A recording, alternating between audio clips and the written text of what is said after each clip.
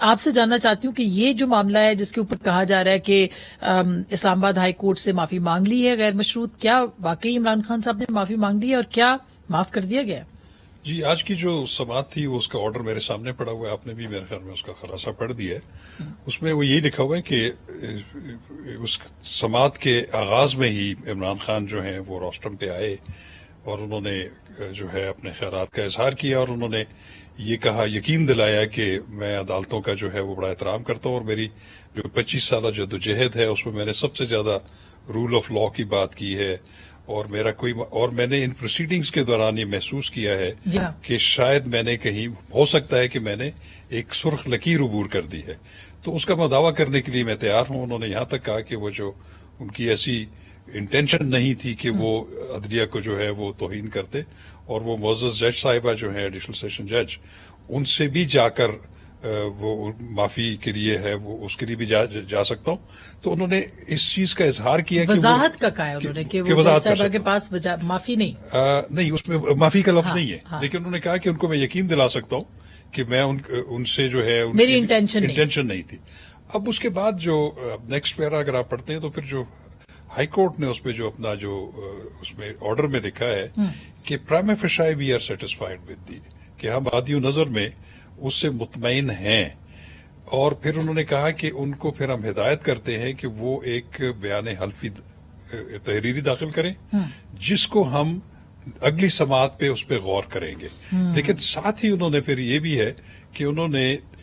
3 اکتوبر تک اس کی سماعت جو ہے ملتوی کر دی ہے فار فریمنگ آف چارج۔ اس کا مطلب یہ ہے کہ ابھی انہوں نے ایک عندیہ دیا ہے عمران خان صاحب نے، جس کو انہوں نے اطمینان کا بھی اظہار کیا، لیکن اب یہ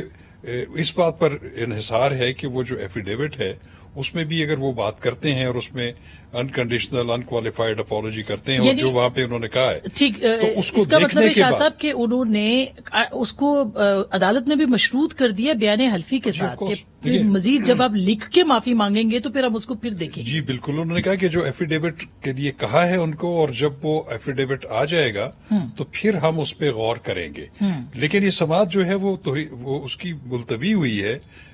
چارج فریم کرنے کے لیے، فرد جرم عائد کرنے کے لیے، لیکن اس میں تو کافی امکان یہی ہے کہ اگر وہ بیان حلفی دے دیتے ہیں اور وہ اس سٹینڈرڈ کو کوالیفائی کرتا ہے جو کہ عدالت چاہتی ہے، تو پھر تو اس کا غالب امکان ہے کہ وہ یہ نوٹس ڈسچارج ہو جائے۔ اچھا، لیکن جو معافی مانگی جاتی ہے وہ اسی لب و لہجے پہ مانگی جاتی ہے جو عمران خان صاحب نے لکھا ہے؟ اگر پریسیڈنٹس کو دیکھیں، الفاظ جو ہیں، دیکھیں اپالوجی کا ٹینڈر کرنا بڑا ضروری ہے، وہ بھی انکنڈیشنل انکوالیفائڈ، اور وہ بھی جو آج تک ہم نے نظائر دیکھے ہیں وہ یہی ہیں کہ پھر آپ نے اپنے ایکٹ کو جسٹیفائی نہیں کرنا، وہ صرف جو ہے کنفائنڈ ہونی چاہیے، معمولی سی اسٹیٹمنٹ، میرا خیال ہے کہ ایک صفحے کی اسٹیٹمنٹ اس کے لیے کافی ہے۔ لیکن یہ بھی ہم نے دیکھا ہے کہ اگر آپ ایک دفعہ معافی بھی مانگتے ہیں اور اس کے ساتھ ساتھ اس کو جسٹیفائی کرنے کی بھی کوشش کرتے ہیں، جس طرح ہم نے وہ رانا شمیم والے کیس میں دیکھا تھا کہ انہوں نے بھی ایفیڈیوٹ دیا تھا، پہلے انہوں نے معافی مانگی، بعد میں اس کو ایکسپلین کرنے کی بھی کوشش کی، تو اس پہ بھی ہائی کورٹ نے، وہ تو حالانکہ سنگل جج عطر اللہ صاحب ہی اس کو دیکھ رہے تھے، تو انہوں نے کہا کہ اگر آپ اس کو واپس لیں اور دوبارہ اگر پراپر اپالوجی کریں گے تو ہم مانیں گے۔ پھر آپ نے دیکھا کہ انہوں نے پچھلے اپنے بیانات جو تھے یا پچھلی اسٹیٹمنٹس تھی ان سے انہوں نے دستبردار ہو گئے، تو پھر ایک 1 پیجر اپالوجی لکھ دی۔ اب اس میں یہ بھی ضروری ہے کہ اس سے پہلے کی بھی جو 2 انہوں نے تحریری جواب داخل کروائے ہوئے ہیں اس کو بھی واپس لینا پڑے گا۔